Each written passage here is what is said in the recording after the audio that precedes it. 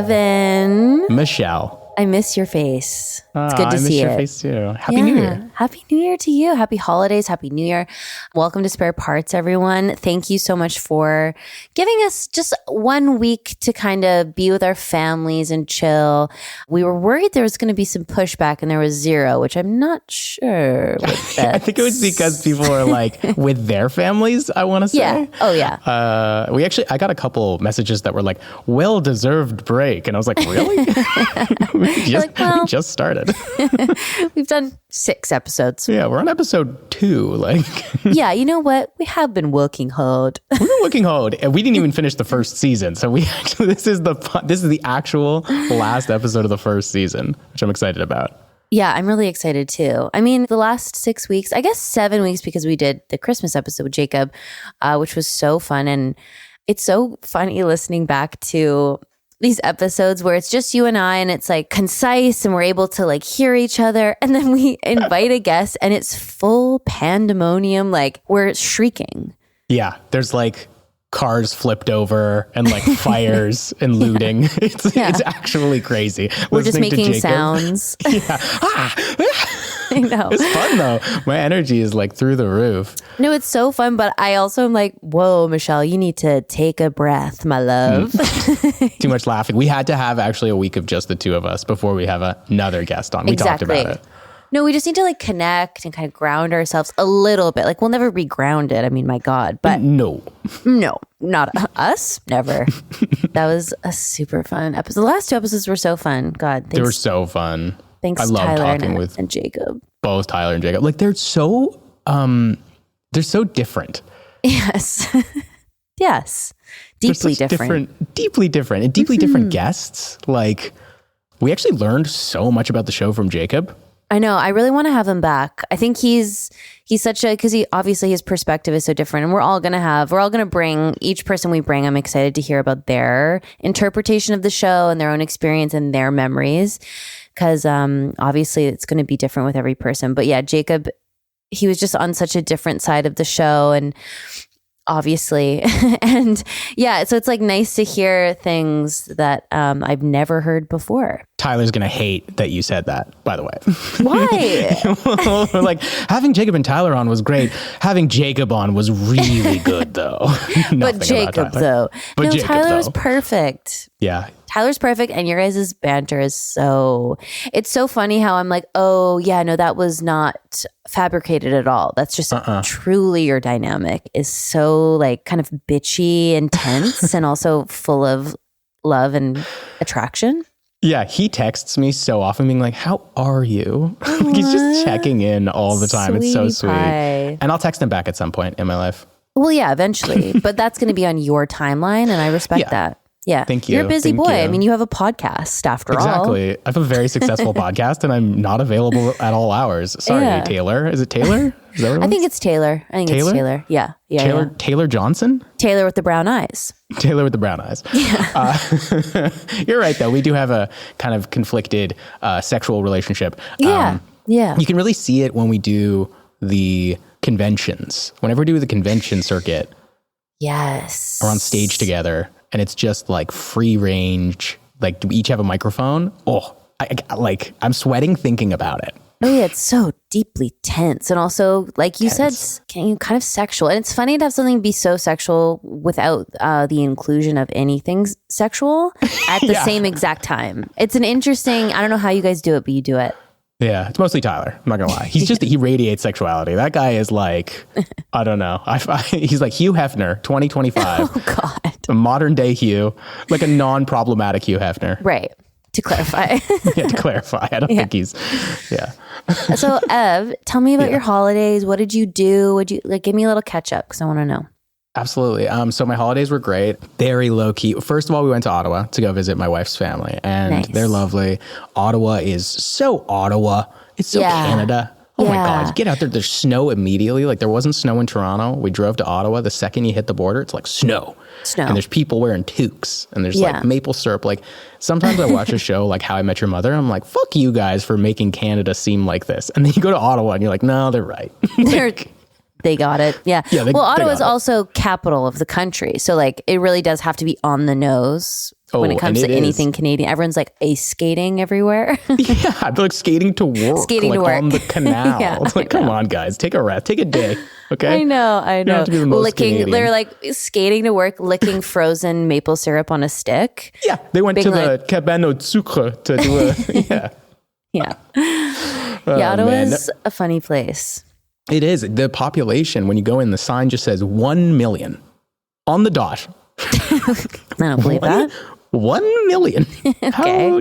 That can't be real. That feels pretend. That feels just like they wanted to just kind of like do something cute and just lean into like the lore of a place. They're like, I don't know, we'll just put fake stuff everywhere. 1 million. There's a maple tree over there. There's a moose loose in the downtown. Our prime minister, he's down there high-fiving everyone. Yeah, high-five, getting his haircut. Doing it. That's like a thing people were obsessed with. People have been obsessed with Justin Trudeau's hair for so long. I'm like, what's so good about his hair? It's fine, right? He's just got hair. No, he's got good hair. Evan, does he have good hair? He's got good, thick, low hairline. He's got good hair for, I don't know how old he is, but for an older man, he's probably, is in his 50s? Jesus, is he an older man now? He was like 15 when he was elected. I don't know. It's like it's been a long time. I don't know. He's been in office for a long time. It's been in office for a long time. So on my holiday, after I got back from Ottawa, I was in Toronto for actual Christmas, went to my brother's house, whole family's there. Absolute chaos, like, one small living room, dining room space that we all hung out in for some reason. And there's 9 children, 2 dogs, parents. There's just so much going on. Mm-hmm. So I pre-made batch cocktails and I'm just pouring out these batch cocktails. They're pure liquor though. So people didn't really, and no one listens to me. I feel like when I'm like, hey guys, these are really strong. It's just like pouring liquor. Like there's almost nothing else in this. People are pouring them and drinking them and they're like, Evan, these are pretty strong. I'm like, what did I say? I gave you a warning. I gave you the warning. Like one's a scotch-based one and then one was a rum-based one. So it's just straight like, and they're in their own bottle. Like anyway, people are drinking. Very fun time. I'm sorry. A scotch cocktail. You went kind of rogue there. Is that a normal thing? Yeah, it's not super common. So what happens is I was doing a play on something called an Irish maid, which is typically made with a whiskey, like an Irish whiskey. But if you use like Johnny Walker Black, like the blended Scotch whiskey, it kind of has some of the similar flavors, but like a little bit smokier and it's like a little bit richer maybe. So I leaned more in that world and I made what I called a Scotch maid. I don't even know if this thing exists. New drink alert. Really good. That's going to be really our merch drinkable. As well. New drink alert? No, the Scotch drink. Maid. You're the Scotch maid. Oh my God. Oh, except I'm Irish. Oh, but wait, don't you do Scottish Highland dancing though? Yes, it's confusing.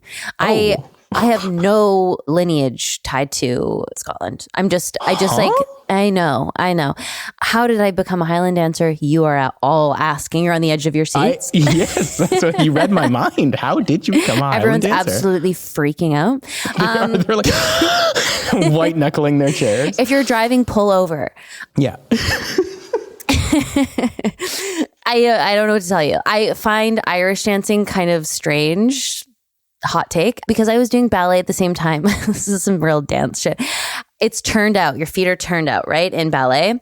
Yeah. And in Irish dancing, you're turned in. And I was like, well, I'm already working on my turnout and I want to maintain it. And Highland dancing is also turned out and like on releve, which is like you're jumping on your toes, which is what ballet, it's like not as toe specific unless you're in toe shoes, obviously. But anyway, just kind of works better together. Like when you're dancing both. And so I went to Highland dancing and I was like already kind of good at it because I had ballet training. Okay, but why are you making it sound like you were being forced to join a traditional dance troupe of some kind? Like no one was someone like, Michelle, you have to pick.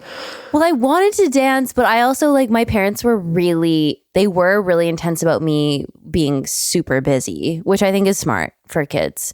So I was, I was dancing 4 or 5 days a week, plus school, plus drama department and it wasn't enough. We need you to become a Highland dancer as well. Yeah. And then doing competitions on the weekend. So I was dancing probably 6 days a week. Jeez. Oh yeah, until I was 15, probably 15, Have 16. you carried that overachiever attitude into your adult life? Like yes and no. I think I was really turbo in my 20s, which I'm happy I was, because I was like, I knew what I wanted to do and I've been trying to like do that. And now I'm a little bit more, I'm understanding how important rest is, basically, which is not something that I was great at before. Well, you don't need rest in your 20s and in your late teens. God, no. You're like a demon. You're possessed. And then you hit 30 and it's just like, why do I have this 3-month headache? Like nothing has happened. Yeah. It's just like a little tired. Honestly, like not to be so, I don't know, sincere on the pod after New Year's. Get sincere. Get weird. Tell me about it. Tell me about your real feelings. Okay. So this last like 2 years have been really, I've had a really tough 2 years. I've had a really tough 2 years for different reasons. Obviously, comparatively, I know I'm a very lucky person. I'm super grateful for all. You don't have to say it. all that. No, but it's true. I know that's true. I know it's true, but you don't have to say all that. That's but fine. It isn't. But it's like important to have perspective, though. Like I'm not like being like everything's so tough. It's like, but there were, it was some challenging things that I really had to like learn to just be like, well, I'm so stressed out and things are kind of out of my control that if I don't rest, I'm actually going to get sick, like seriously sick. And so I've had to really kind of learn to slow down and just like take care of myself a little bit better. And it's been good for me. And I'm excited for this new year to kind of be like, okay, I'm back because it was tiring. It's tiring being like that stressed out, obviously. And I was so depleted. Totally. And you have the constitution of like a Victorian queen. Like it's kind of like explain. like you could catch the scarlet fever, like something that's like been extinct for a long time. Right. Yeah, that is kind of on brand for me now that you say that. I'm like all of a sudden I've got like really rosy cheeks and I'm just in a corset. Mm-hmm. I assume you have a fainting couch. I will now. 2025, get a fainting couch. They're really comfortable. I do get dizzy a lot when I stand up too quickly. It sounds very queenish to me. Okay, cool. Very queen-like.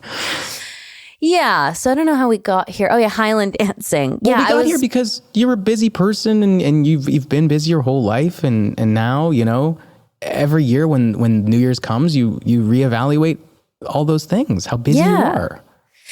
Yeah, I like being busy. It actually doesn't work for me not being busy. So this last, again, 2 years have been kind of uncomfortable in certain ways where I was like, well, I actually need to just focus on getting some things sorted out that I don't want to spend my time doing, but I have to. Just like admin stuff, essentially. Totally. Well, Letterkenny ending doesn't help, obviously. That for me personally, the last 2 years, it's like, you know, as your main source of income, your main job is all of a sudden gone. You're like, oh, well, back to being, I guess, just a regular actor who's constantly worried about the next gig. Literally. I thought I was done with this forever. I know.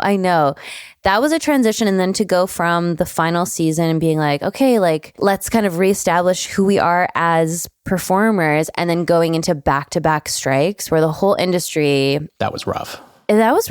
And I mean, it was rough for everybody. Absolutely. And we were luckier than most because we were coming off a pretty like extended period of consistent work, which is so, I'm realizing, uncommon. Yeah. And we were so fortunate to have that. But yeah, it was interesting. And I feel like even this past year, the industry has been in a strange spot. So I'm hoping that things kind of balance out for 2025. Totally. For those of you who don't know, there was an acting strike and a writer's strike that affected both Canada and American productions for a very long time in the last 2 years. Yeah. And there's still an ongoing commercial voice strike, and an animation strike. There's tons of issues, mostly surrounding AI, mostly surrounding that kind of stuff when it comes to renegotiations. But right now, the acting and the writing has been resolved. So hopefully there will be more new television shows. I mean, I know you guys all have literally a million shows to catch up on. There's no way to watch everything.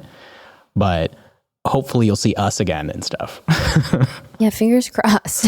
Yeah, hopefully we exist again. It's interesting though, because I noticed like a lot of the productions I was auditioning for earlier this year, it was like good to go. Things were like happening. This is moving forward. And then the production was getting dropped because people from networks were like firing whole teams that had greenlit projects.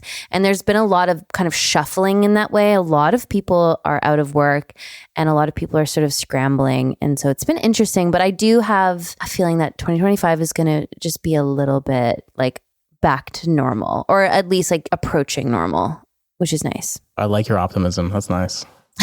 I believe that was very cautiously optimistic. I'm like, approaching normal, whatever that means. I feel like cautious optimism is true optimism, though. Right. Like that's well, the for real us, optimism. it sure is. Yeah. Because we're a little bit, we're nervous. We're Victorian. Yeah. I think if I'm a Victorian queen, you're a Victorian queen. Yeah. Yeah, I'm right there with you. I'm a court jester. Let's be real. I'm just like slipping on banana peels and you are, but you have a noble background, so you're protected. Ooh. But we just go, well, he's the silly one, so just let him do his thing. Disappointing cousin who must remain because he's royal blood, but we can't chop your head off, but you can just kind of stay over there. Entertain us. Entertain the children over there. Yeah. Exactly. Yeah, great. Well, I like the updates. I feel like we're ready for 2025. Yeah. Right? I got to mention this movie. I was telling you about it just before we started here. It's called 200 Cigarettes. I watched it for the first time at my local review cinema called the Review Cinema. Mm-hmm. And you can't see this movie anywhere on streaming because of all the licensing. Like the music's too good. Are you serious? Yeah, Whoa. because Elvis Costello helped to get all of the licensing for the movie's music, and then it never continued after that, I guess, like when they tried to make DVDs and stuff. So like you literally can't find this movie. But Courtney Love is in it. She's amazing. It's like she was the best actor in the movie. Cool. It's like Paul Rudd and Ben Affleck and Casey Affleck, and like, yeah, it's the only movie they've ever been in together. Whoa. And he did the movie so that Casey could have a lead role in the movie, essentially. Oh, that's cute. Brothers. How nice is that? It's a really good movie, though. Recommend. Okay, but we can't see it. Well, you might be able to find a hard copy. So if anyone's out there who's into hard copies, if you see a DVD of it, pick it up. 200 Cigarettes. It was based on a book. There's this amazing movie that you can only see in theaters. You'll never see it. I'm sorry. I'm an insider. I work in showbiz. I have access to these types of things. I did say, like, I made like a thread post, like being like, has anybody seen this movie? This should be a New Year's cult classic. Like this should be watched every year. And half the comments are like, it is, like, fucking idiot. And then the other half of the comments are like, I can't find it anywhere. It's so interesting. Huh. People are mad. I saw on Boxing Day Nosferatu. Oh, how is it? It's so good. Oh, it's so good. Yeah, I loved it. It's really, I don't know if it was the theater, like it's dark. I'm talking like actually dark. Like I was like, can't see what's happening. Like it was it was really dark, which I know is his choice as a director often. And it's like very, like, it's a dark movie. It makes sense, all of that. But there were some certain points where I was like, what's happening? Were you worried about your eyesight a little bit? Were you like, is this me? I was for a minute. And then everyone I was with also had the same critique. So I was like, okay, this was actually just dark. But yeah, it was so good. Lily Rose Depp was so good in it. Oh my gosh. And she's also like the best looking person on the planet, I think. Yeah. Bold. Big statement. Crazy. I like it. I stand behind it. Best looking person on the planet. Mm-hmm. That's amazing. At least top 5. Wow. Yeah. Yeah. I don't really understand how a face like that is I gotta like search up Lily Rose Depp really quickly. Take a peek. Lily Rose Depp. He's typing ferociously. She's got like an Jessica Alba quality or something. Yeah, the photos that came up here. Oh, I don't see that. This is interesting. Yeah, but you know what? A lot of people would accuse me of face blindness. So okay, I'm like, that's not resonating for me. Yeah, I constantly make comparisons, and people are like, "You're not right." Like, not even like, "Oh, what an interesting impression." Like, it's like, "You're not right. You're stupid." That's incorrect. Yeah. So if I do meet you and then I meet you again, it's not your fault if I don't remember you. It's my face blindness. Are you bad with names too?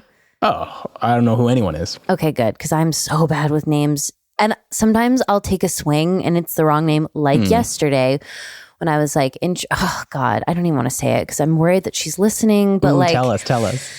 I met this girl a couple times, like in a social setting. She's so lovely. Her name is Emma. I know that to be true. Her name is Emma. I've met her many times. I like her. And then we all went for a polar bear swim, and my mom came because she's visiting, which is nice. And she came just to watch. She's obviously not getting in the water. She's not insane. It honestly hurt so much.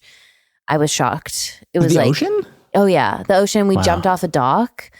And then I went full head underwater, and I had this moment where I was like, am I going to like have a heart attack? Like I was so cold. That's being 35. Literally, almost. But yes, so I introduced her, and I just was so tired and a little bit, frankly, hungover from New Year's Eve. And I said, this is Emily.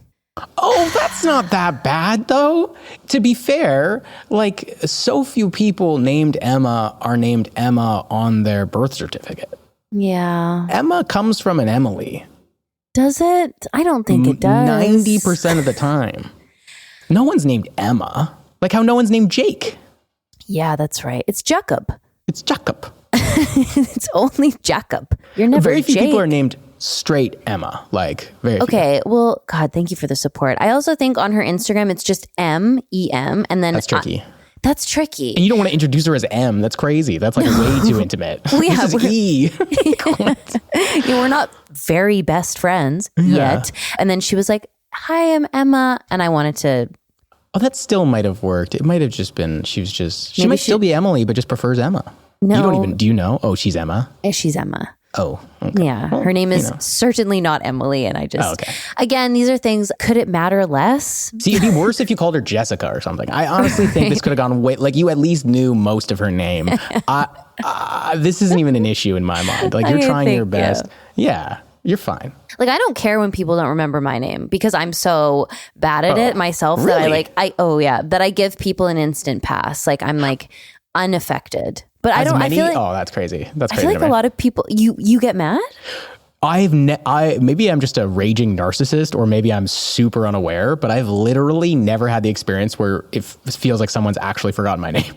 Oh my God. And I think it's just because I'm so worried about forgetting other people's names that I'm not even paying attention to the fact whether or not they've remembered mine. Okay. Like I'll also do this thing where I'll just be like, I'll introduce myself if I'm really, or I'll introduce somebody else and I won't say anyone's name. I'll be like, oh, have you met Nadine? And I'll just kind of point, and then she knows to go, hi, I'm Nadine. And then hopefully that person then responds with their name. And I do this maybe 5 times a week. Of course. I do this constantly. I mean, that's a classic move. But I feel like people know now that that's a move when you don't remember somebody's name. Like maybe, but again, no, absolutely not. I'm being crazy and like thinking about it too much in a way that as if it matters. And again, could it matter less? It couldn't matter less. No. Again, I've never noticed someone not remembering my name. And I've only ever had it a couple times where somebody's been like, they introduce themselves to me again. And I'm like, you know my fucking name. Like, don't even. Like, and it's like an enemy, like a nemesis. Like, that's the only time that I notice. How many nemesis do you have? Great question. I have a few. I never remember them though until I see them again, like a party or something. And I'm like, oh yeah, this fucking guy. Right. Like, I don't think about them. They don't keep me up at night. But like, if I see them somewhere out, and they're always so nice to me. Right. And then does it like change your mind, or no, you're still like... No, I'm like, you're faking it. This isn't real. I can see through your facade. Right. Because like, in our industry, we do have a lot of these like plastered smiles that don't go behind the eyes. Mm-hmm, and they're like not really listening to what you're saying. They're looking over your head for another person to talk to who they think they can get more from. Like, I hate that person. Like an employed actor. And then, yes. And we're out of the game now. Oh, now that I'm not on Letterkenny anymore, it's like, I might as well be dead. Fuck me, right? I might as well not be here. Yeah. We have a podcast now. We're fine. Oh yeah, we're absolutely killing it. Speaking of, somebody commented on my photo. Oh God, what did he say? He referred to me as a podcaster, and I went, okay. This is a pivot. We've had model, dancer, actor, writer. We've never had podcaster. Podcaster. That's not gonna. How do you feel? I'm happy to be I'm happy to have a podcast. I feel like identifying as a podcaster feels premature to me, but maybe that's I need to just kind of get with it. You need to accept it, to be honest. We've been working really hard at this thing. I know, I love it. I love it. I love it too. And I honestly, I don't know about the word podcaster. I think we have a podcast. Yeah, that's how I feel. Because like, can you call yourself a podcaster after 6 weeks? I don't know. You think it's an amount of time thing? I think it's just like podcasters exclusively started doing podcasts. We're actors who happen to have a podcast. Copy. Yeah. That's how I feel. Yeah, like Karen Kilgariff is writer, but now that she's so established in the podcast, she is like an incredible podcaster. And I feel like that's she's worthy of that title. So you think it's like a lofty title that you haven't earned? I just think it doesn't fit yet. Maybe one day it will. We'll see. That's such an interesting problem because like I guess I feel like we're always going to be actors no matter what. Like even if I go on to become a successful writer of many, many movies, which I want to do at some point in my life, it may take a long, long time to get one movie made. I think it'll be really hard to be like, I'm a writer. Like to point at myself and go, that's my primary thing that I can introduce myself as. It's like, oh, what do you do for a living? Oh, I'm a writer. I don't think it'll ever happen because it's just like I've established myself too much as an actor at this point. Fair enough. So these are problems. We'll never be podcasters. Yeah. Okay, so I saw, like inside the actors' studios, like Kieran Culkin was doing one of them, who I love. And I forget who he was talking with. I think it was just a clip of him that I saw. So I need to watch the full thing. But he's like, how do you feel about actors calling themselves storytellers? Because I fucking hate it. And I was like, oh, thank you for saying that. Yeah. I hate that too. Yeah, but you and I aren't earnest in that way. Like you and I are not. We're not saccharine. We're not just like, you and I don't do that. We're not like, you do it more than I do because you have a little bit of that West Coast, like, 2025, year of 2025. Like I would never say some shit like that. Like I would never even go that far. You know what I mean? Come for me. So of course I would never, if somebody says they're a storyteller, I'm like, all right, we're not the same. We're not the same type of actor, and that's fine. You occupy a different space than me, Saying occupying space, though, I'm sorry, bit earnest. Earnest alert. Come on, are you joking me? I mean it in the most literal sense, not in like the holding space sense. I mean it like literally occupying space in someone's brain. Okay, I saw you like the comment I made on a Kieran Culkin video. Yes. Talking about it was Jesse Eisenberg talking about how Kieran Culkin's a different kind of actor. Yeah. And all the comments under it are like, oh, that's code for he's difficult to work with. Yeah. And I'm like, no. People know so little about acting and have so many opinions about acting. It's so interesting. Yeah, well, I think actors are easy to hate. Well, of course. I loved what you said because it's like, no, Kieran just has his own process that is kind of more private, it sounded like. Like he doesn't like want to talk about it or like, he wants to have like his connection to his work and that's kind of private to him. And I totally got the same vibe. It's he's great. A different director for every actor. Like, I don't think every director is going to work with every actor well and vice versa. Like, this is just not how it is. But even if they don't communicate super well, they obviously made something good. People enjoy it. And he actually liked working with him. I don't even know what the movie's called. They play brothers or cousins that go to do something. It sounds very Little Miss Sunshine, like traveling, sad, family drama thing, comedy. Yeah, I also watched Home Alone and baby Kieran Culkin is in Home Alone and it's so cute. So cute. Christmas movies are I have been watching one a day. Aww. And now we're done the Christmas time and I'm very excited to be done because it's been nothing but Christmas movies and Christmas music in my house. That's cute. Yeah. I think Home Alone is a perfect movie. Like Christmas aside, I'm just like, oh, every shot is so good. And like every moment, there's like not one beat doesn't work. No. It's so good. And like the B plot of the polka stuff, which is honestly, so perfectly done. John Candy, legend. She's amazing. Catherine O'Hara doing it like so much less of a, like we're so used to seeing Catherine O'Hara in like Schitt's Creek and doing this big thing and being such a character. She's such just a great mom, worried mom character in this. Like she's so earnest and so like grounded compared to what we normally see her do. And it's perfect. She can do everything. Oh, she's so good. I love that movie just because I love that movie as everybody does. But then just watching it again, kind of like adult eyes, I was like, oh, this is so well done and perfect and funny. Yeah, we'll watch it forever. Like there's very few movies like that where you're just like, oh, this will never age out of the zeitgeist. Like somebody will always be watching this. Speaking of things that are perfect, shall we get into the final episode of Honestly, Letterkenny season 1 called a Fuss in the Back Bush? Let's do it.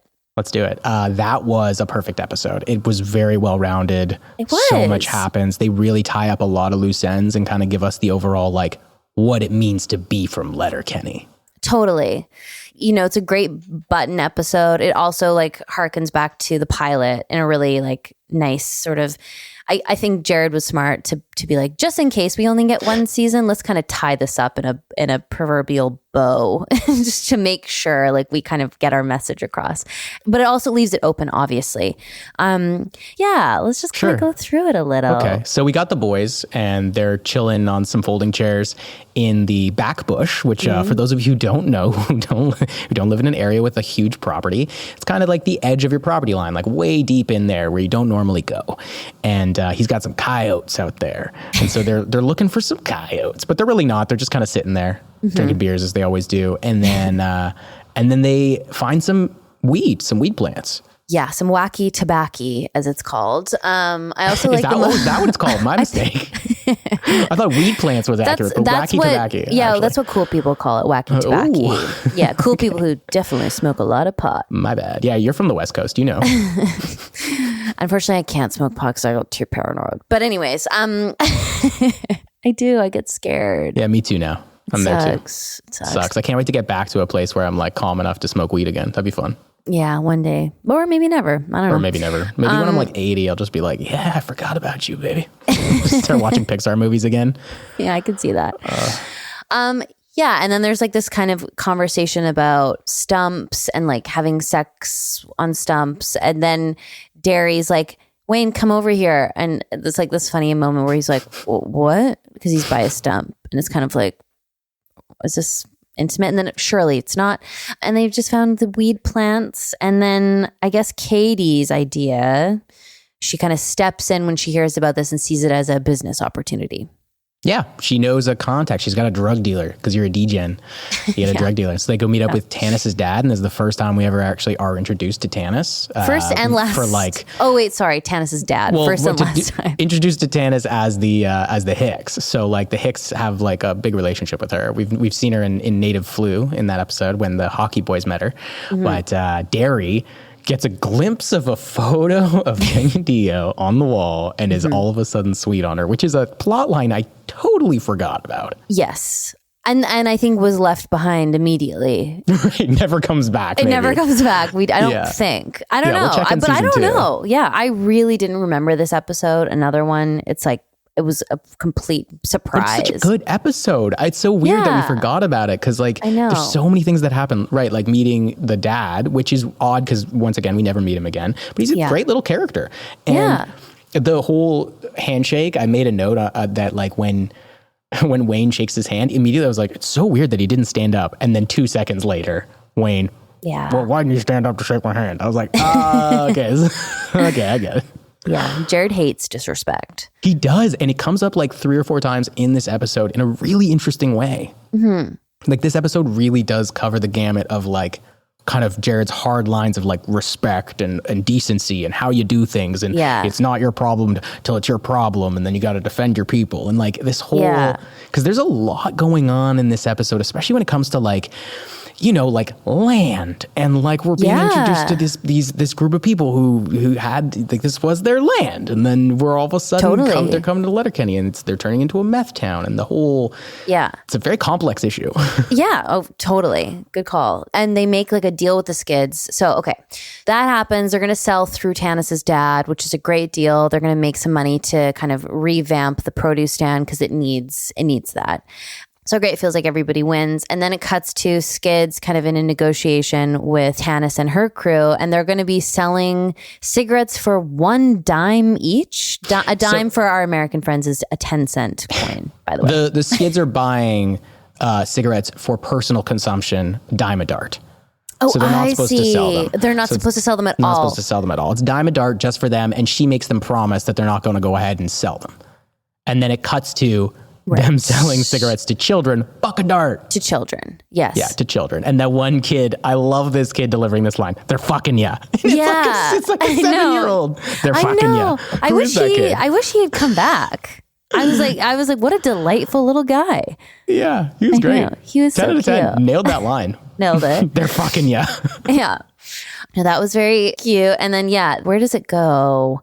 Well, we get basically what happens is for the rest of the episode, the tension builds around the skids. So the hockey players then decide that, the hockey team's getting fucked up by meth. They see that the rookie's doing meth. Yes. And that the town is a meth town after what Tannis said last episode. Well, and this is also when Mark Ford, I believe, does his first, it's fucking embarrassing, and does the little body movement. He kicks the garbage can too. Yeah, this is the moment. It's beautiful. God bless Mark Ford, because everything he posts online, it's just 90 comments of it's fucking embarrassing. It's fucking embarrassing. It's He's like, so this is a stand-up that I'm really proud of that I did. Exactly. That's fucking embarrassing. It's like, it's like, I get it. We all get it, but yeah.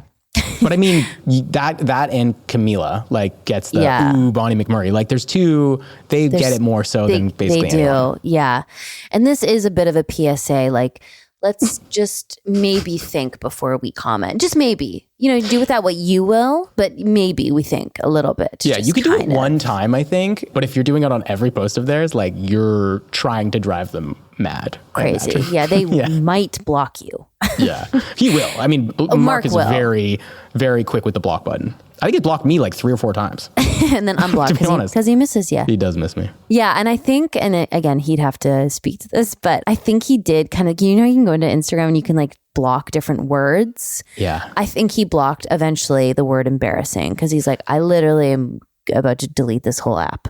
That's totally fair. That is actually completely valid. I'm not at the point where I'm going to block Stuart, but I could see how it's fucking embarrassing what kind of tickle a part of you seeing that over and over again. It's not nice. This gets kind of mean. Yeah. Hey, I'm proud of this. But he does this great line read that becomes so iconic and is his calling card throughout the entire series. Again, this first series establishes so much language and so many moments with these characters that are the through lines and that people have really attached to, which is so cool. I feel like it's really hard to accomplish that. To create such lore so quickly and so soon out of the gate is amazing. Every major quote basically is in the first season. Yeah. And then from there, it's like a pyramid of building richer and deeper quotes that can only be accessed from those initial quotes. I didn't even mean to do this, but the second season started playing right away. And I was like, oh, no. And it goes right into that cold open where they're doing the alphabet aerobics essentially. Oh yeah. I'm excited to see that. Oh my God. And you couldn't have that without establishing the first season and being look how important language is. There's so many things that happen. Everyone gets their quotable in the first season basically. And then from there it just goes off the rails. It's amazing. And this is a really plot heavy episode actually. It is. So it's not even just quotes and people getting, we get a full Letterkenny plot where they're we got to get rid of the meth in the town. So the hockey players are after the skids. Yeah. And then Tannis's crew confronts the skids and finds out that, they're selling for $1 a dart to kids. And she's like, it's your whole town's fucking problem now. And so because that money is ours. You essentially, by selling, you stole from us. And also, and then it's just, Stuart and Devin taking off their shirts in this way that was so pathetic and but also cute, and they get laughed at. The skids are I feel compassion for them a lot this episode. Sadly, you're not in this episode. Well, not a lot. I'm only in the deal, and I'm just sitting there shaking like a frantic. They couldn't actually. This was one of the unique episodes where I can really see the budgetary restriction that happened, because I remember this being a thing. It was like, oh, sorry, Evan, you can't be there for these 2-3 scenes because we don't have enough money. We can't bring you out for these. So they couldn't bring me out for that confrontation, because if they brought me out for the confrontation, they'd have to bring me out for the fight at the end, and they couldn't bring me out for the fight. And so since I wasn't there for the fight, I wasn't there for the drinking resolution either. And it's because those are 3 separate days of shooting, which in Letterkenny world is actually a lot of time. And especially in the first season where they had 40 cents and like, about 40 cents, a bag of newspapers. Like they literally couldn't afford to waste money. And at that point I wasn't like super established as a character, but it would have been fun to have, breakdance fighting in the first season. I know. Feels like a missed opportunity. There's a couple moments. There's a couple missed opportunities in the show, but it's all budgetary. None of it is for lack of trying. I think I remember them being like, "We want to get you out for these days, but we can't," kind of thing. I think there even was that discussion a little bit, because even in that confrontation between the Skids and the 4 groups, like when they all meet up, Pat, Danny are there. Yeah, so it's like they walk up the 4 of them without me. Right. Like I'm just not there. Well, Rold's in his gorgeous condo getting new marble countertops installed. Yeah. I'm using my Dyson and I'm cleaning. I'm doing cleaning inspo videos. Yeah. You've got a face mask on. You're doing like, you're going to do a body scrub later in the afternoon. Yeah. Like you were busy ultimately. I was busy. I'm sorry, Rold. Rolled. Epsom salt bath. So yeah, I wasn't in there for budgetary reasons, but this is kind of like, this will happen a lot in the show. Right. Yeah. There'll be certain things where you're like, where's that person? It's like, we couldn't afford everybody. Couldn't afford to bring them out. Yeah. That was an interesting point that Jacob made. He's like, every decision and every kind of like weird thing that we had to work around, a lot of the decisions came from just having a really small budget and having to work. And that's normal for a lot of sets, obviously. But Letterkenny was the first few seasons. I'm shocked that we were even able to create a show. Like it was so restricted. With that level of like the amount of cast as well. Like in that last scene, in that big fight scene, there's got to be like 35, 40 people there. Yeah. Yeah. And, most shows don't even have that many people. But I think the way they did it was they essentially, you jam everybody into one day, as opposed to, it was shot so efficiently. Shout out to Jacob and to the crew and to everyone involved who could make it done so quickly. Kara, like everyone get it, like everyone on the producer side getting shit done, because it's like that show would not have been made if you couldn't have made it in the like 12 days we had or whatever. Like they had to do it so tightly. So tight, yeah. No wasted time. Okay, so I also really loved hockey having like the little leotards on their face, just taking it so seriously. They're so good in this episode. I love them in this whole first season.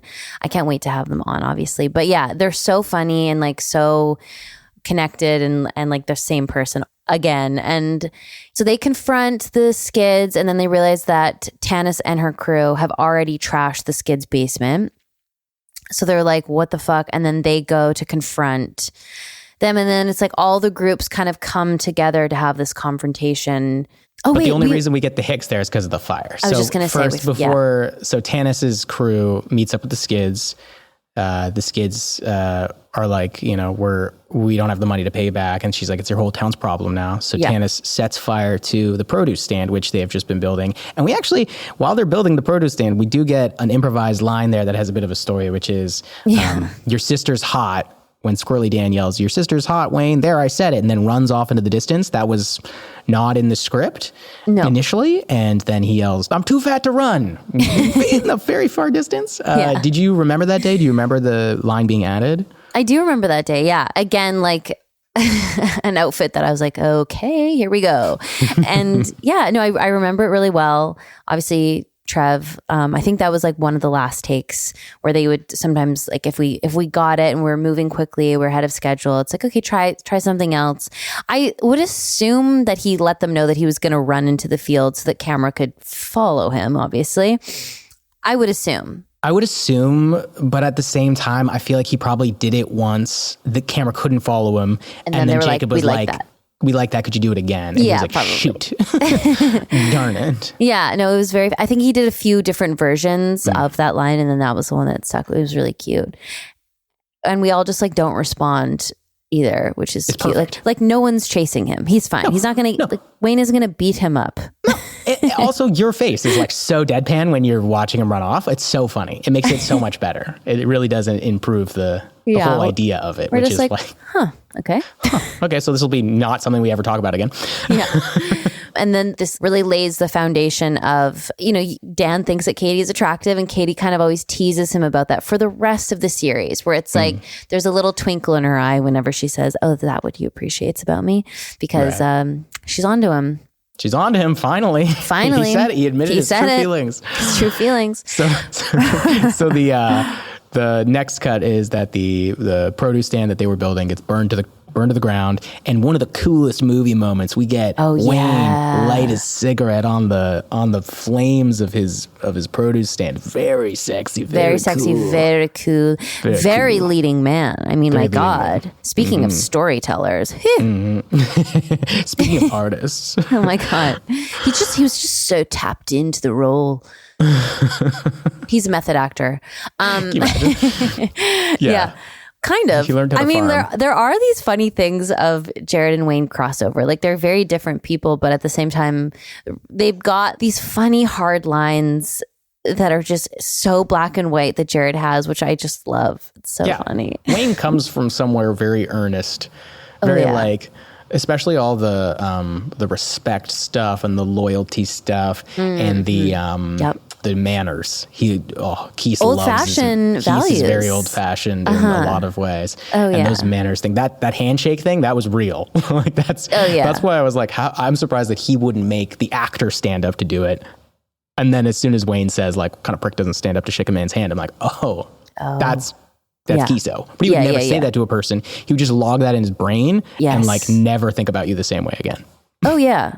Be like, this guy doesn't stand up to shake hands. I do get that. I'm wired You're a little very similar too. Similarly. I go, okay, noted. It's very hard to make a first impression. I'll say that. Agreed. And I think that's partially where I can see, I know, like we talked about this the first episode we ever recorded, but you guys being siblings in the show, like that's one of those like truths, like beneath the surface kind of beliefs that like makes it work, where I'm like, you guys do have kind of similar moral things. Like you do fall into similar categories. And I do too in some ways. Like I'm very manners oriented, but I think I'm much more forgiving than you guys. I think I'm more like I'm way more likely to be like, oh, that's why. Like I'm more worried about how I'm perceived rather than someone else shaking my hand standing up. I'm like, I'm standing up, I'm shaking hands, which is why Keith and I get along so well. Totally. Because I'm so concerned with my manners that it's like it ends up falling into his code of conduct. And it's never about people having to be perfect or not being allowed to make a mistake. Like that's not what it's about for me or for Jarrett. I mean, it's the line that we used a lot in the final season, which we're really jumping ahead here, but it's something my grandma, who was very, very strict, used to always say, and it's show me your friends and I'll tell you who you are. That's just so instilled in me. And I think Jared and I like have maybe similar upbringings in that way, where it's like, there are these hard lines, and obviously life's a little bit more nuanced and gray. And I've kind of like softened to that as I've gotten older and lived a little bit more, as has Jared. But it is so deep within us. See, this is funny. This is like something that I'm only just realizing about the difference between you and I. I never think about other people's actions or anything. Like I'm always worried about my own. Like I'm so concerned about how I'm perceived. Right. But I never think about someone betraying me or show me your true colors. I'm always just like, what do I look like in this world? Like, how do I react to you? That's probably healthier. Like I think it is. I don't know. Yeah, I think we could probably learn, and I think we have learned a lot from each other, because obviously, you don't want to write people off and judge people. Like that's not a nice way to live. And that's not how I mean it. But I do think you have to observe people and take them at face value and trust your instincts immediately. And when I haven't done that, it's actually gotten me into trouble. So your instincts are like always bang on. They're always right. They're always right. Like trust your gut, trust your tummy with people.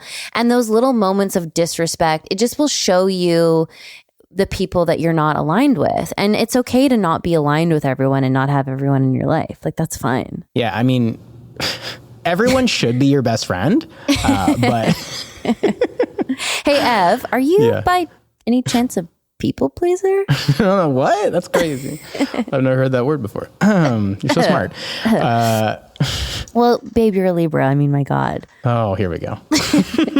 Wait, can we one time have an astrologer on as a guest and do like a deep dive into our charts and maybe have him or her look through the cast chart? Would people, sound off in the comments if that's the worst idea I've ever had.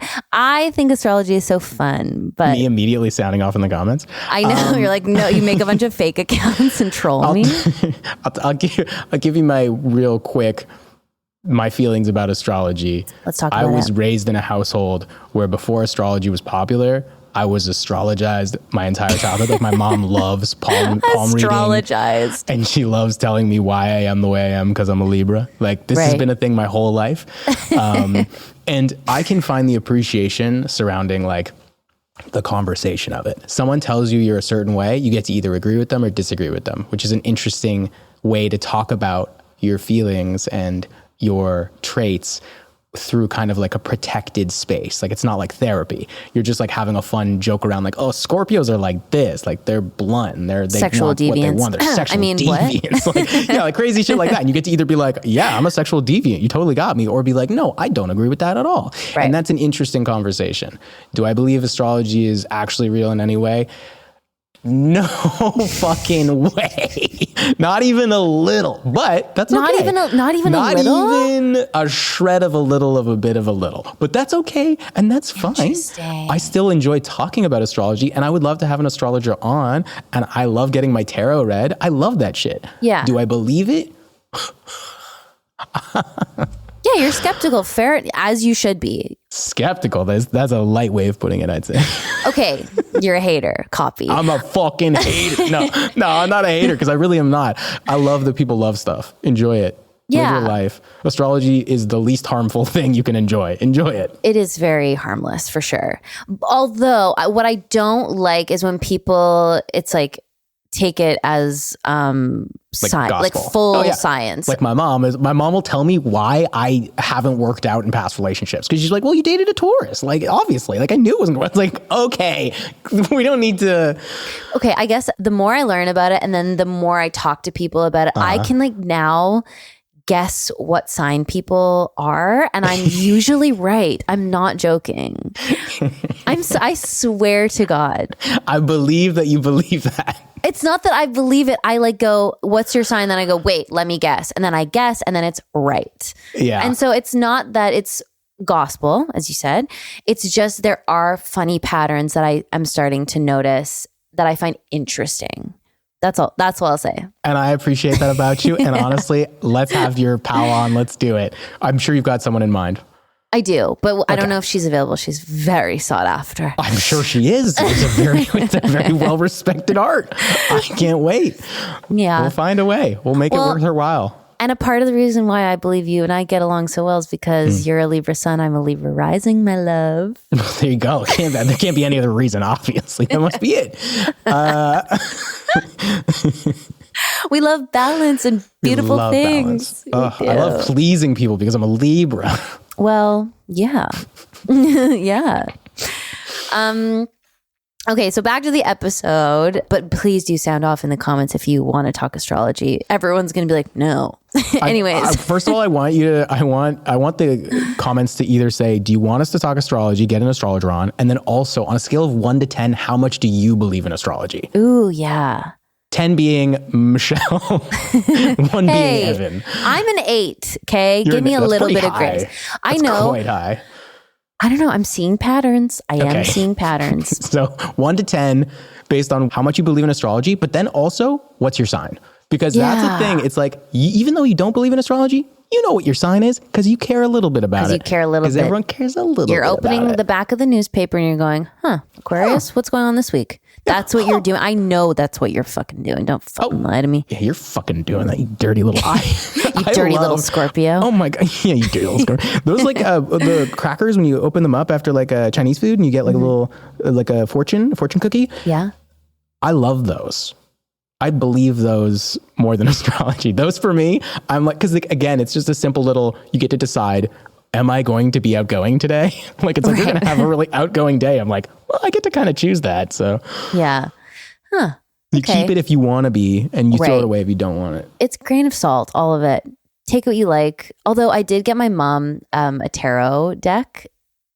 God, I'm getting too freaky deaky on here. I'm really exposing myself. With it? Did she change her life? So the thing with like tarot cards, I'm actually not like I don't like fortune teller stuff. Like I don't go and do that. I just think it's like mostly bullshit. But I do think there's something to do with like energy and having like moments in your day or in your week where you read something, like you pull a card and you read what that card means, and then you just reflect on it, and it just causes you to think about your life a little bit. That's where I think there's value.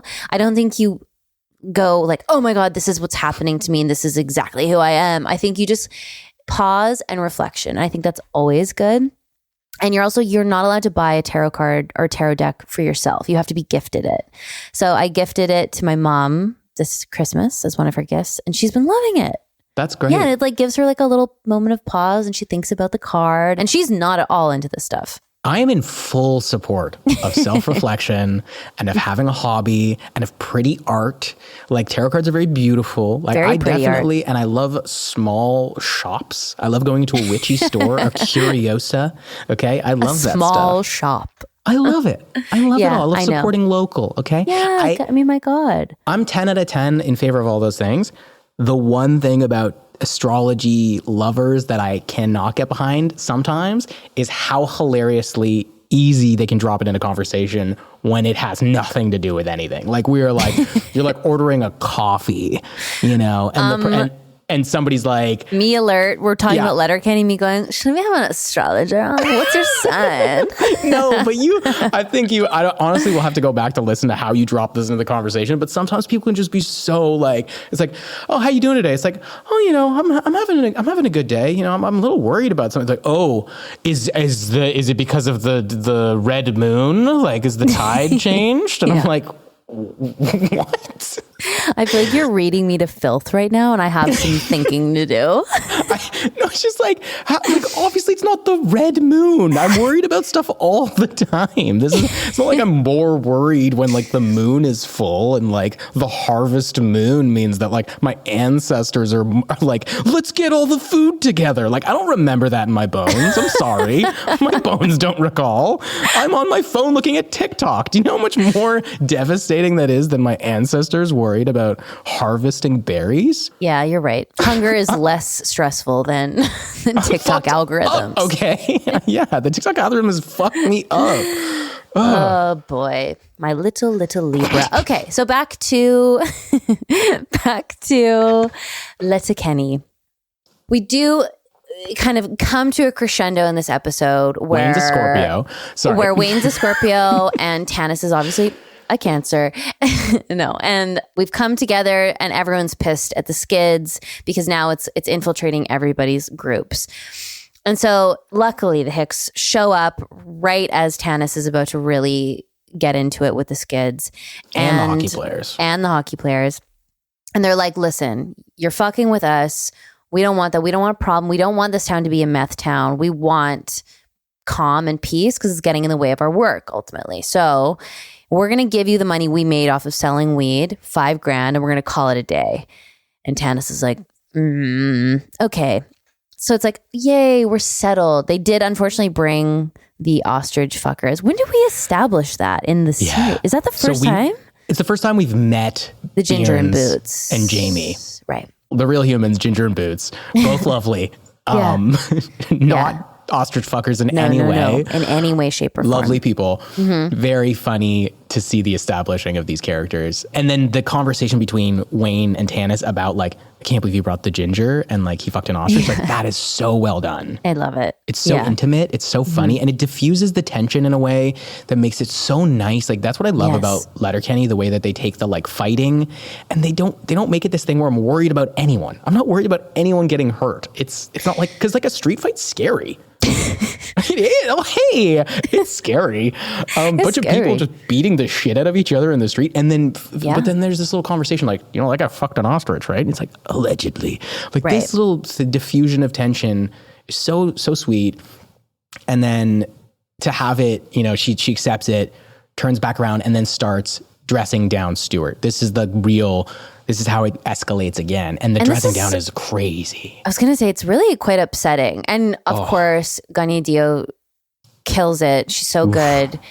She's like, I always feel like the people that are deeply kind are able to be the most ruthless when they're doing like acting work or playing like the best villains. And she's such a good person and her access to this kind of ruthless is so cool to watch. And she's so good.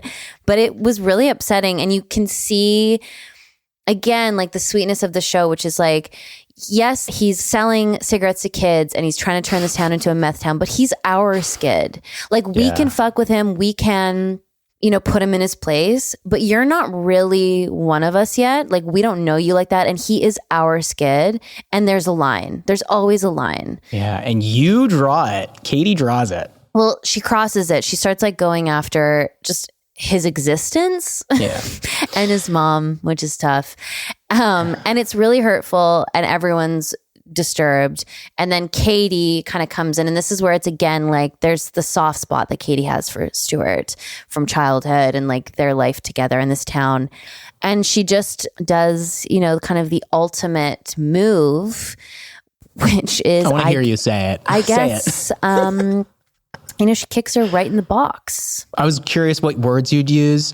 That is the phrase that they typically go with. Yeah, I'm not going to give it another name. It's a box kick. In the land of Letterkenny, that's what it is. And Katie, that's like her signature move. It's her signature move.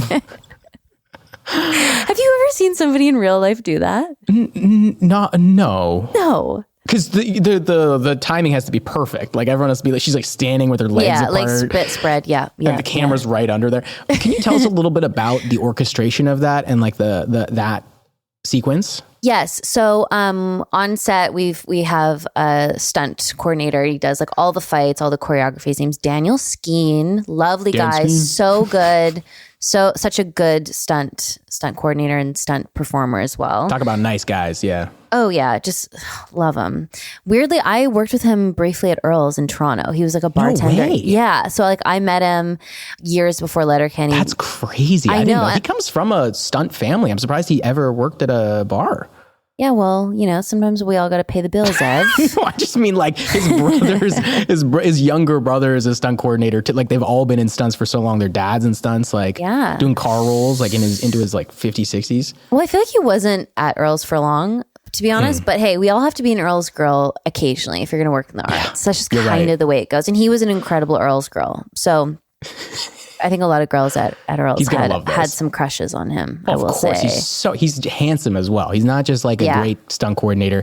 He's handsome. He's jacked. He's nice. Good person. Good dad. Yeah, he's a good dad. Like, come on. You know how we feel about dads. You know how we feel about dads. So he sets this up. Okay. Does she wear a cup or something? That's what I was going to say. So he was very meticulous always with anything, as you are as a stunt coordinator, of course. And so, she was wearing a cup. And then the way that it works, because I do a few of these throughout the series where you kick through, but you need the impact for it to sell. So that's why there's a cup. And then you kind of wrap your toes around the underside so that it's kind of like the slap sound sort of more comes from the backside toe wrap around. Is that making sense? It does. This is very dancer. And people can't see what you're doing with your hand, but it's like the toe flicks up and kicks the bum a bit is the idea. It kind of like lands on the other side. So the impact is on the top of your ankle. Correct. In the box. Yeah. So. And in the box. Was that Gunny Dio standing there, or was that a stunt person? You think we had money for stand-ins? Sorry, my mistake. I apologize. No, she had to stand there, and I had to actually kick her, and she had to wear, like a couple times, or yeah. I think we did it a few times. We practiced and stuff, and I made sure I was like obviously nervous. Anytime to do that. I could just see. I wasn't there. I could just see her like breaking down, laughing after each time. Like I could totally picture her having a giggle fit. Because it's a super weird thing to do. So weird. Yeah. Yeah. So Katie comes barreling out, calls her a bitch. And I think it's the only time we see Katie kind of going after another woman, really, which is interesting. But it's all wrapped around. The only reason why it doesn't feel too dark is because it's in defense of Stuart. And because Tanis has gone so below the belt with Stuart, it's kind of deserved. Yeah, in that the little cum stain, like, what's that cum stain on your pants thing? She's humiliating him publicly in this way that's like really devastating. And again, it's just like, that's the line. She crosses it. So Katie steps in, calls her a bitch. She's the only one who can, because it's not like Wayne's gonna do it. Like no one else is gonna hit a woman. Like that's not how the show works. No, of course not. So Katie like, steps that's in, your job or whatever. does the kick, calls her a bitch, and then everyone's kind of stunned. And Wayne also does this in the scene where they're negotiating the weed deal, where he looks to Katie to get permission to do what he's going to do, which sets up kind of this hierarchy. It's like, obviously Wayne is the toughest guy in Letterkenny. He's the lead of the show, but Katie does have a hold over the town in certain ways that, like, it's funny when you see it kind of crop up. Especially with Wayne, like she really is his point person. And so everyone's kind of stunned. Tanis is kneeling over, and then Katie says, all right, like, get after it then. And then I'm pretty sure that's word for word, get after it then, yeah. A brawl ensues. It's a great brawl, also orchestrated by Dan Skeen. I have a memory now of Dan in later scenes being like, man, why weren't you there during that fight? We would have had so much fun. I would have had you doing a jump kick. Like, I remember we had a really good fight a couple seasons later in I guess it's Toronto. Like, we go to a city and they're getting into huge fights, and I'm like breaking bottles on people's heads and like biting them in the throat. And he was like, this is so fun. We can do whatever we want. But that fight is great. It's so fun to see everybody involved and really just like having fun. Like, it's a fun fight. There's a lot of goofiness. The moment when we get Danny gets pushed into the ginger and boots and just kind of looks at them like they're about to fuck him or something. I don't know what, but he's terrified and then just like runs away. Can we just very funny. Can we give Danny and Patrick their flowers for a minute? They're so good. They're so good. Such good guys, such hard workers. They were actually working on the crew and then got cast in the show as well to round out the skid group. And this, like, they're watching them is always entertaining. They're not ever just phoning it in because they're not speaking in the scene. Like, they're completely present and so making such good choices. I love those guys, and they were such an asset to the show. Yeah. They set the tone, which is a big thing for Kizo. He's always talking about setting the tone. And I feel like those guys, Pat and Danny, definitely set the tone a lot of times. Yeah, like, not to be cheesy, but they were just such team players in every sense of the word. And they made everybody feel like and like the classic, like, learned everybody's name. Patrick sent me a message on New Year's wishing me like a happy holiday, and just like so sweet, and just, just good people. So anyways, love them. Yeah, thanks guys. Yeah, thanks guys. And I also love Stuart's like dance fighting where he's like doing little spins and kicks and then doing like little punches, and that's cute. Yeah, everyone's got their own little fun little strategy and style of fighting. And then we get this lovely moment where Wayne picks up the $5,000, kind of like gathers Tanis in his arms, and hands her the cash in this kind of very intimate way, and then walks her off, being like, "Okay, we don't need to be here for this. Like, here's your money. Let's keep it." And it kind of resolves things in this. Again, so clever, because you could be like, oh, a big brawl at the end of an episode. Like, that's not necessarily, it doesn't wrap up anything. I still feel kind of like there's like vengeance to be had or whatever. But then with that one little move and then cutting to everyone drinking around the table, doing the drumming, it's just so cute all of a sudden. Yeah. It's this nice thing. Yeah. And I'm wondering about just that as a personality type of Jared. And hey, frankly, maybe me at the end of the day too, where it's like, there is no bullshit. Like, if something happens that you don't like, you name it, you say it, you may have a fight. And then once that process is over, we can all move on. We don't have to be best friends necessarily, but we can at least coexist and kind of get over it and leave it in the past, which I think is a very, dare I say, healthy. It's very healthy. It's very cool. I hear that, I'm like, damn, that's cool. I would love to incorporate a little more of that into my 2025. Maybe that's I think we all should. That's a good resolution. Maybe that's my resolution. Box kicking, big brawls. Learning how to swim. Saying your piece and then being able to coexist. Not taking things personally. That was a big thing as well. How cool would that be? Really cool. And I love like that little round table when they're doing the drumming and they're all sharing the liquor, and there's kind of little moments of tension about, oh, am I going to pass the bottle over to Katie and Stuart? Like, I know. It's so funny. And then Stuart's little gleam in his eyes when he gets the bottle from you, and you guys have this kind of like flirtatious look. I know. Ew, first of all, but also ew. Ew and awe simultaneously. Like, ew. Yeah. Well, I didn't read it as like flirt. I feel like Katie has now transitioned, and I know they date later and it's weird, but like, I feel like Katie is everyone's mother. Oh, like that's my vibe, where I'm like, oh, she's mom. Kind of. Oh, interesting. She's like, hockey boys, like, don't be mean to Stuart. Like, let me give the bottle. She does have that that energy in a She's the funny hick way. matriarch is the vibe for sure. I guess that's the... And they're all just like, they've been through this experience together, and they're kind of celebrating, and they can all have this moment. And then the next day they're going to go back to being in their own crews and kind of like feuding. But right now we can kind of just celebrate what happens. And that's something that happens often throughout the series, where there's a big fight.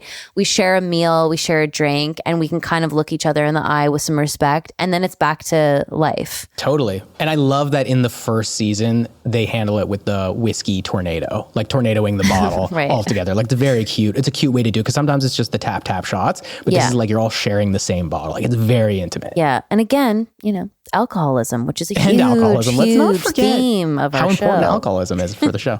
And then he's like, we might need another bottle here, Gaylor. And then that's when we obviously get, honestly, I know it's Jay Burton. What's his fucking name though? What is his name? Jacked Boy? Big Arm? This can't happen again. No. Pause. This can't happen again. We are going to get it. What is it? No. His name might be Jay in the show as well. I am so... It's something about his muscles, I think. I think we're distracted by both of their big bodies, their muscly their big bodies. Are really distracted. that we just, our brains just go blank. We just are like, we're like muscles. And then we can't remember their character names. My character never once referred to them by name either. I was never like, hey. Okay, there's Joint Boy and... Joint Boy and... This is... Tyson.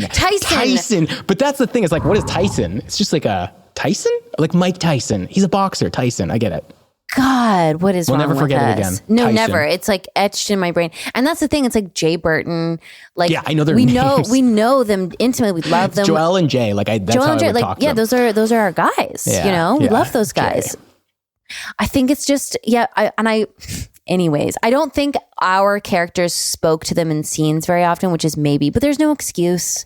I would like to formally apologize. Oh my God. We did catch a lot of heat for not remembering Joint Boy. As we should.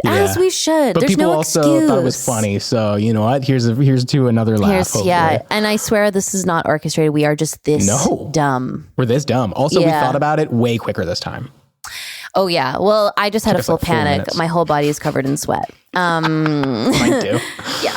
Okay. So he comes in, Tyson comes in, and it's like this kind of like funny, again, very cartoony moment of like, would this ever happen anywhere? No, but it happens to Letterkenny, where some guy's like, who's the toughest guy here?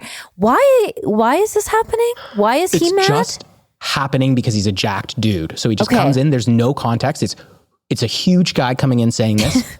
And then we get Wayne's incredible delivery, as always. The more I watch this, the more I'm like, he's a genius. Whatever. But they're like, that'd be me. Like, so dead, so funny, so calculated.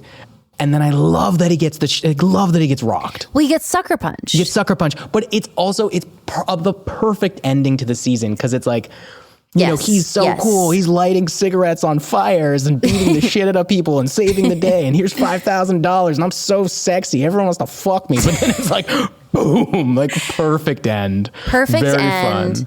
And also, like, again, I really do think they had this in mind where they're like, we might not get a second season. You just don't know. You never know. It's a great end for the whole show. If it just ended there, this would be a cult classic. Totally. Well, it's like it could have wrapped it up in a bow that's like leaves people wanting more, which is always what you want, but also like gives enough context of, yes, this person is, like you said, so cool, so strong. He's like this guy, this character, this sort of like idyllic man in a lot of ways.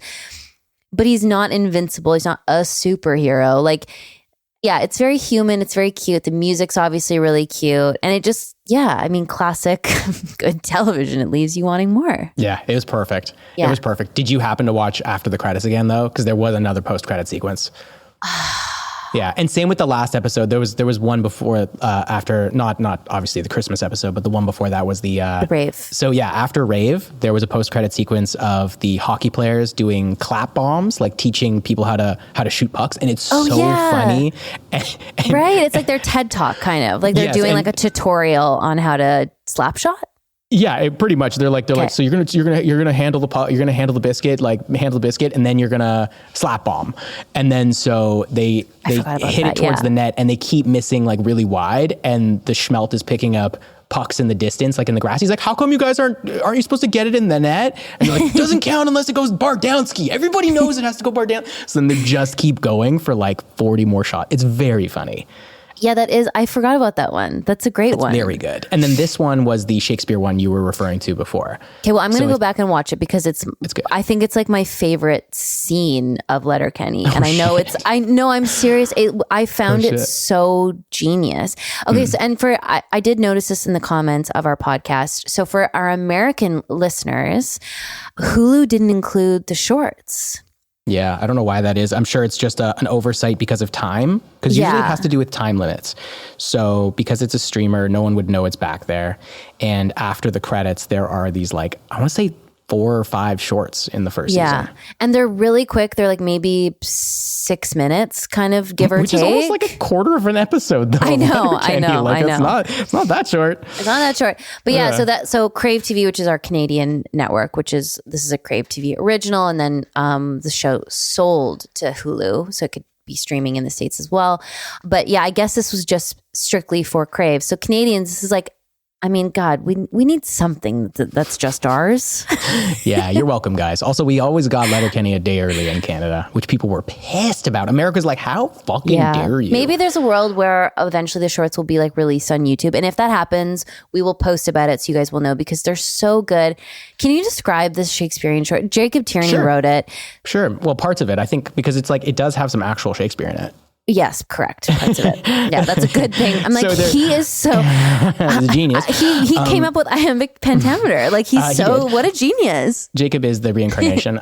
So this short is, we've got Devin kind of doing a soliloquy by himself. And then it cuts to Stuart entering and being like, asking about how to pronounce Gloucester. He's like, but how do you, it's spelled Gloucester.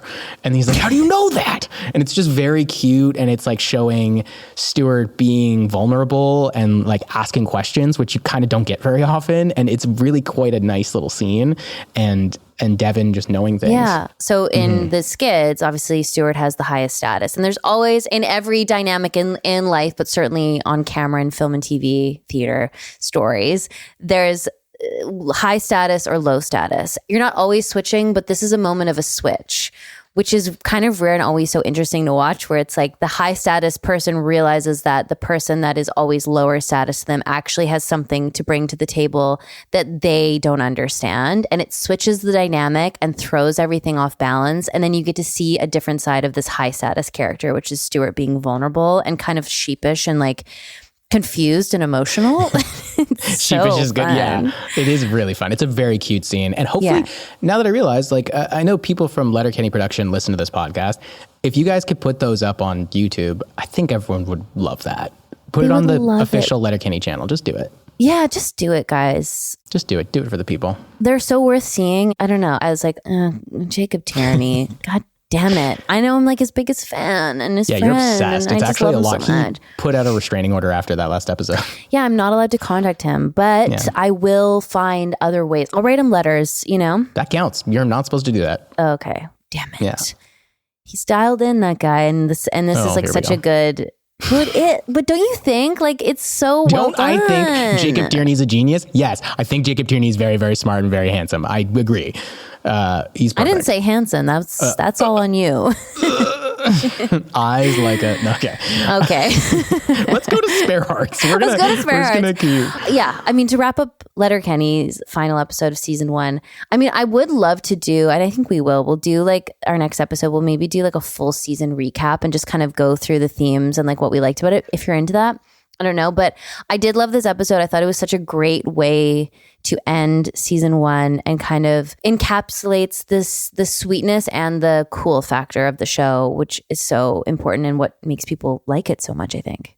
100%. Let's do a recap episode for sure, just because we're also working out getting full video for the podcast, and we need to delay the next season as much as we can so that we can figure this thing out to get you guys what you want. We listen, we hear you. Yeah, we want to give you what you want. We do. We're just in conversations with a few different groups and people, and we want to make sure that we go and work with the right group so that we can give you guys the best possible product. So literally, that's all it is to it. So we'll do a recap episode, and who knows, maybe we'll even have some dedicated Spare Hearts episodes in there to stretch the time between seasons. Who knows what we're gonna do? Who knows what we're gonna do? But it's very exciting. I loved watching season 1. It was so cool, and this final episode really tied it up. So on that note, let's get into Spare Hearts. Spare Hearts.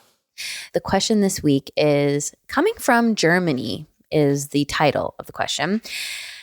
And I don't know how to pronounce this, but I'm going to phonetically try. You've got this, Michelle. Liebe, Michelle, und Evan. I think it's Liebe. Say it again. I think it's Liebe. Liebe. Yeah. Liebe. It's there's like a very specific like Liebe. Like Liebe. Ich liebe. Yeah, like it's love. Ich liebe Michelle like, und Evan. With a little winky face. Okay. We are a German couple and probably the biggest Letterkenny fans in Germany. Hello, Germany. Cool. What's up, Germany? Let's go. Shout out. Let's go. We have the following question for you. Where should we move? Which country would you recommend? Our question derives from the last season of Letterkenny, in which almost everyone seems to wonder if they're in the right place. We must admit we feel and felt the same for a long time now. One's own tribe and belonging are recurring themes in the show, as is the case in our lives. We are feeling not just a bit stuck. We'd love to move to another country since we both do not feel quite at home in Germany and we are missing our tribe, so to speak. We gather you are desperate for some juicy details, so here they are. We've been together for 5 years, still very much in love, so hopefully we won't immediately split up when we arrive in another country. Haha. I, 33, we'll call her Janelle, lost track a while ago starting a hotel business and now finding myself in a profession of financial controller. The career changes were always very boring. And then her boyfriend, his name is Kevin, 27, and then she goes in brackets, yes, a younger boyfriend, score, has a bachelor's in economics and is currently begrudgingly finding himself doing his MBA. He's very hands-on and not really typical office person. We do have friends and family and we would miss them dearly, but cannot shake off the feeling that we simply do not fit in or do not belong. Our English is passable, although we had to rewatch Letterkenny several times to find all the rapid fire jokes. And on rewatching, we still find jokes we missed. Well, that's not an English problem. That's just the show. But we'd survive just fine in an English speaking country. Please help us with your infinite actor's wisdom. Lots of love. First of all, I love this question. You guys I know. Wonderful. Come live with me. Literally, move in. I've got a guest room / office. Yeah. No, they're coming to Toronto. They're not going to go to Victoria. They won't know what to do with themselves in Victoria. It's beautiful. Hiking, swimming, meditating. They're coming from Germany. They got so many restaurants and so much. They've got museums and shit. What are they going to do in Victoria? Maybe they're in the countryside. Maybe they like or some shit. Maybe they like country stuff. Yeah, it's funny. We did learn a bit about their careers. We didn't so much hear about their hobbies or the specifics of the things they like to do. But I will say your English is perfect. Like the fact you watch Letterkenny, you're fine. This is where like other countries, especially in Europe, I'm just like, so wow, you're superior. Yeah, they're so cool. I know. People who know more than one language are so cool. I know. I was talking to my friend Berkeley about this the other day where I was like learning different languages and how it's like such an annoying thing that it's not as common here. Obviously French, but on the West Coast, our French curriculum, unless you went to a French school, was so basic and so not fun to learn. And you have to learn languages by speaking them. Yeah, immersion. Mm-hmm. I took French immersion, so I was forced to take actual, like all my classes were in French till I was like, 14. I know, everything. You don't feel like you speak French, really? I mean, compared to an actual French speaker, like someone like Jacob. Stop bringing him up. Sorry. Okay. So unlike handsome Jacob, I speak French passably. And when I'm in Montreal, like I'm working there this summer, I'll be there a bunch and I will have access to the language and I'll be able to order things. But then occasionally someone will ask me a really specific question about like, do I want relish? And I'll be like, what was the word you said? And they'll immediately, the change, because they'll I can trick them into thinking I speak French for a few sentences. And then the change occurs. And then they're like, well, do you want relish? And I'm like, oh, fuck. You're an English guy. Yeah. It's over for the night. Like I'm not getting that back. Yeah, so you guys are killing it. Yeah, sorry. This is a question about Janelle and Kevin. You guys are fucking rocking it. Truly, Germany's a cool country. I would want to know more about what you like about Germany and what you want to be different from Germany, because I know Germany has a lot of kind of similarities to some other countries politically, economically. Like if you were to go to like the Netherlands, let's say, you know, healthcare, good schools, etc. Different language, but similar way of living. But if you come to Canada, it's going to be very different. Yeah, I kind of flip-flop between like wherever you go, there you are, first of all. So if you're feeling stuck. Again. So nice. That's so nice. No, but wait. It sounds like you guys have thought about a lot of things. You're thinking about your relationship, you're thinking about your careers, you're kind of analyzing your lives just as they are, and then still feeling like maybe, I mean, if you feel like you haven't found your tribe or you're not feeling connected, I actually think making a big change is always good, because it forces you to adapt and it pushes you outside your comfort zone, like that whole thing. But it is so important. And if you guys can do it together and go on a little adventure together, like that's what life is about. That's so fun. That's so true. And there are it sounds like you both work remotely and you have pretty stable jobs. So if you can work in like, I would say spend a little time in New York City. Go to Thailand, like try some different countries and some different cities that are all interesting and unique. And you don't have to spend too much time there. You can spend 3 months in each and kind of like dip your toe. As long as you pack light, you got that Marie Kondo style of living. You're with each other. There you go. There you are. What did you say? like that. I said, wherever you go, there you are. Right, wherever you go, there you are. Like if you guys can take this opportunity to kind of, you know, and obviously it takes a bit of time to actually build up those communities if you're looking for authentic connection with like a group of people. Yes. But like my coffee shop across, like I moved into a new neighborhood in Toronto 3 years ago. And it was only in the last year that I really found my community. So it kind of took 2 years of being in this area, not really, you know, I was kind of dipping around. But in the last year, I go to the same coffee shop every day and I've got a bunch of new friends and we all know each other's names and we spend time together. And it's like, all of a sudden I'm thinking about my life in a different way again, where I'm like, oh, I'm in a sitcom again. Like, you have neighborhood friends? I do now. It's crazy. That's I go in cute. And they all come in. They come in at different times. It's like, hey, how's it going, Evan? What are you doing today? It's like very charming. Because I go to the same coffee shop and I spend like a couple hours at the bar writing and editing TikToks for Spare Parts, and people come in and they check and some people listen to the podcast. I have a guy, hey, shout out. He literally, I'm not going to drop his name in case he doesn't want to hear it. He's a sweetheart though. And he comes up and he goes, I just wanted to say, like, I was just listening to that thing you were saying about having dense bones and I did spit take on like the sidewalk. Like I was like, this is, you know, and it's so cute. It's such a nice feeling to have community.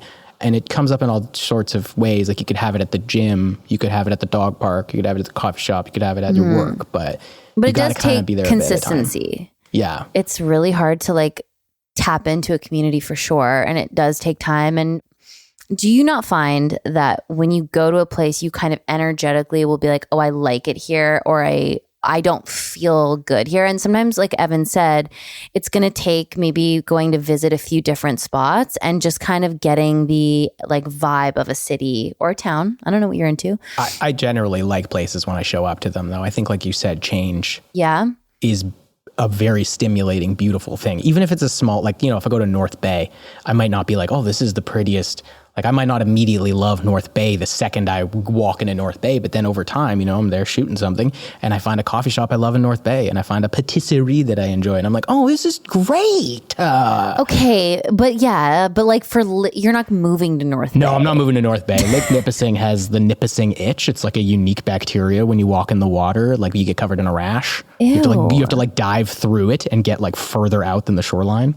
Well, and you're dense bonally, so you're not going to be able to get out of the water. No, I'm stuck in the itch. I'm right up there. I'm in the shoreline, just like clawing my skin off. But like New York City, go to New York. Sorry, I'm just saying New York is the place to go. I fucking love New York. New York's great. New York has something for everyone. If you guys can figure it out and be able to live in New York, God, live in New York for a bit. That's so sick. But I don't know if you guys want to come to North America. I mean, I would try some different things on if you guys are able to do that. That's obviously a bit of a luxury. But sometimes it's just like you can move and you can always move back. Like try something on obviously it's more complicated than that, and like expense and all of those things are coming into play. But I don't know. My partner and I talk about this all the time, where it's like, I feel life is becoming more and more about being nimble and kind of like downsizing a little bit and being able to pick up and move, because the world isn't what it used to be. And that's just has to be okay. So, you know, like, how can I bring my work with me? How can I adjust? Can I like rent out my place if I own it and then go somewhere else? Like, what can I do to kind of make my life feel a little bit more like I'm not completely locked in to a situation if it's not working for me? Because we all need to kind of go after opportunities in a different way than we did before. And it sounds like you know that, and your instincts are probably right. Trust your instincts. Yeah, trust your instincts. Are you a Libra? Yeah, you a Libra. Get the fuck out of Germany, though. It sounds like you're ready. Just go somewhere else, wherever you want, wherever you guys have that first, you know, because I know in your hearts, you guys have a place you're attracted to. Maybe do a little there. Like, go there. Maybe do a little like my top 3, each write your top 3 secretly in order, and then see if there's any overlap. You know, it would be fun and kind of like a little bit dangerous. Yeah, I like if you this. like, you each write down on like little cards a city that's like in your top 3, and you each have 3, and you put them in a hat and you just draw one, and that's where you move. That is dangerous. That's crazy. That's I so can't believe fun. I can't even believe you said that. That's that wild. Is so fun. That's wild. That gave me anxiety. See, but I feel like if I was in a position where me by myself or if my partner and I were like, we can work anywhere. We have computer jobs that we can just take with us.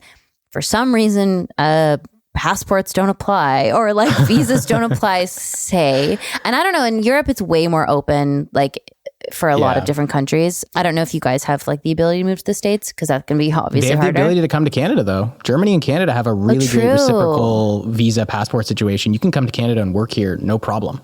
Toronto's really fun. It's just deeply ugly, but it is really fun. It is. I'm sorry. No, that's okay that it's ugly. It's like Victoria's can be really boring, but it's beautiful. It's okay. Not that every city has everything. Evan, take a breath. I have a different impression of what ugly is, maybe. You know, maybe I just like... I'm sorry. It's objectively not an attractive city. I think beautiful people and beautiful food is a beautiful thing. Yes. But landscape-wise, it's pretty bleak, my love. But it's also so much fun. There's great industry. There's great people. It's like creatively very thriving city. I love Toronto. You know I love Toronto. You love Toronto. You're one of the only people on the show, Letterkenny, who actually loves Toronto. So I love take Toronto. It. I know. I lived there for a long time. I love it. I know. Yeah, I would kind of just like go with your first instinct. Obviously, discuss it. Be more practical than I'm suggesting. But like, no, hat or bust. I think hat is so fun. That is so fun to me. Like life. Life is worth living, to quote Justin Bieber. Go to Taipei. No, like, there's so many places you could go to, but realistically, there's probably only a few you're actually interested in working and living in. Leaning towards. Just make that list. Yeah. And be, you know. And also, okay, this was such good advice. I moved to Japan for like less than a year. Tokyo, but like, right? Did you go straight up Tokyo? Tokyo and Osaka. And I was there working when I was younger, and I was like really nervous. And I had She's a model. I was past tense. And I remember this girl, Pammy, actually, who is like 5 or 6 years older than me. She was like, because I was explaining that I was kind of nervous about it and stuff. She's like, just accept that for the first 2 weeks to a month, you're going to be uncomfortable. And just know that you're going to be uncomfortable. You're going to like, your skin's going to be kind of like crawling. You're going to be anxious. You're going to have bad feelings, and know that that's normal and it will pass. And that may be like a really kind of like, duh thing to say. But it was nice to just sort of have it be like, I'm going to be uncomfortable, and that's okay. And allow yourself to just be like, yeah, like it's obviously going to be a transition. It's probably going to be really hard, but then there's going to be something on the other side that I'm really happy I waited out for. Absolutely. You're going to feel like you made the worst decision of your life at some point. Totally. But then it'll pass. Yep. And then it'll come back at some point. Like it's a very roller coastery thing to make a big change like that. But at the end of the day, you'll look back on the time you lived in Japan and go, whoa, that's crazy. And it's going to be a great memory overall. Oh, and, yeah. You know, you have so many fun stories from Japan. I love your Japan stories. Every time you tell one, I'm like, whoa. Yeah, it was back the when best. Michelle was a model. Yeah. International model. International model. Doing like really modest swimwear campaigns. Yeah, you used to use like one hand over the other with like your like husband like with the hand on the shoulder like selling gloves or something. And my husband was like 63 and I was whatever 19. kind of modeling you guys are thinking of, it's not that. It's like e-commerce, right? Is that what we call it? I was a very unsuccessful model, very dead behind the eyes. Some of your centerfolds, they're pretty cool. Centerfolds? Is that not an expression? I thought that was like a big... I think that's a bit like sexual. Mine what? I would... Let me be like clear. when it folds out into a big poster and it's like like with like selling like perfume and you're like... Okay, but I didn't do anything. You had a couple of photos which were pretty like they're big black and white photos that I saw that were like really cool. Yeah, like I've done some cool shoots, but I certainly wasn't like... Can we post them on the Instagram? I don't know. Maybe. I'll maybe pick a couple that are funny because a lot of them were really funny. Like, let me be clear, would have loved to do some sexy shots, would have loved to wear, bikini and been on a beach, and I would have, please, like, get me there, wanted that.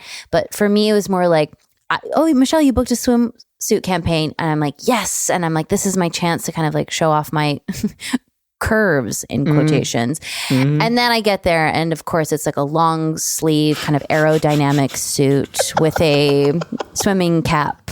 And I have like a plug on my nose because I'm a very serious swimmer is the campaign. International model. So it was a lot of that. A lot of like... golf wear. I love this. No, and I can totally picture it like the skirt and like the high sock and like a visor covering.